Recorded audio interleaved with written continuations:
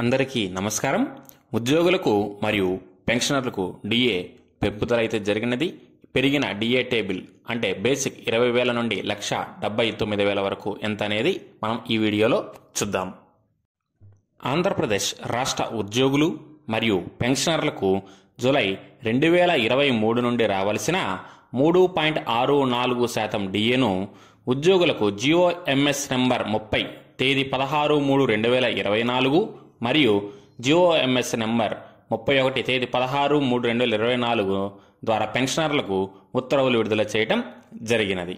అయితే ఈ పెంచిన డిఏతో ప్రస్తుతం ఉన్న డిఏ 30.03% నుండి 33.67%గా పెరుగుదల జరగడం జరిగినది.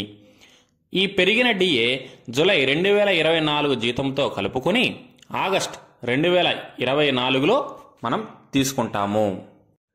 ఈ పెరిగిన డిఏను నిధి పోర్టల్ నందు కూడా అప్డేట్ చేయడం జరిగినది. ఆ నిధి పోర్టల్ నందు అప్డేట్ చేసిన డిఏ యొక్క స్క్రీన్ షాట్ని మనం ఇక్కడ గమనించవచ్చు. డిఏ ఎంత పెరిగినది అనేది ఒక ఉదాహరణగా తీసుకుంటే, ఒక ఉద్యోగి యొక్క బేసిక్ పే 33,590 రూపాయలు అయితే అతనికి డిఏ ఎంత పెరిగిందో ఇప్పుడు చూద్దాం.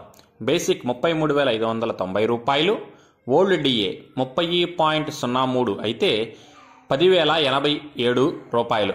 అలాగే బేసిక్ 33,590 రూపాయలు ఉన్న ఉద్యోగి కొత్త డిఏ 33.67ని కనుక మనం క్యాలిక్యులేట్ చేస్తే 11,310 రూపాయలు. అంటే ఈ కొత్త డిఏలో నుంచి పాత డిఏని తీసేస్తే ఈ ఉద్యోగికి 1,223 రూపాయలు డిఏ అనేది పెంపుదల ఈ నెలలో జరుగుతుంది.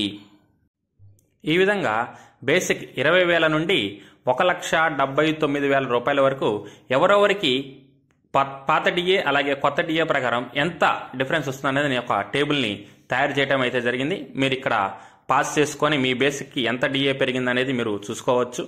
ఒకవేళ ఎవరికైనా తెలియకపోతే వాళ్ళు గనక కామెంట్ సెక్షన్లో మీ యొక్క బేసిక్ని తెలియజేస్తే వారికి నేను ఎంత డిఏ పెరిగింది అనేది తెలుపగలను.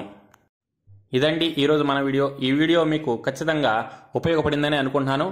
ఇలాంటి మరెన్నో employee service matters, latest employee updates, అలాగే ప్రభుత్వం నుంచి వచ్చే ఉత్తర్వులు తెలుసుకోవాలి అనుకుంటే మన ఛానల్ని తప్పకుండా లైక్ చేసి, షేర్ చేసి, సబ్స్క్రైబ్ చేయండి. Thank you.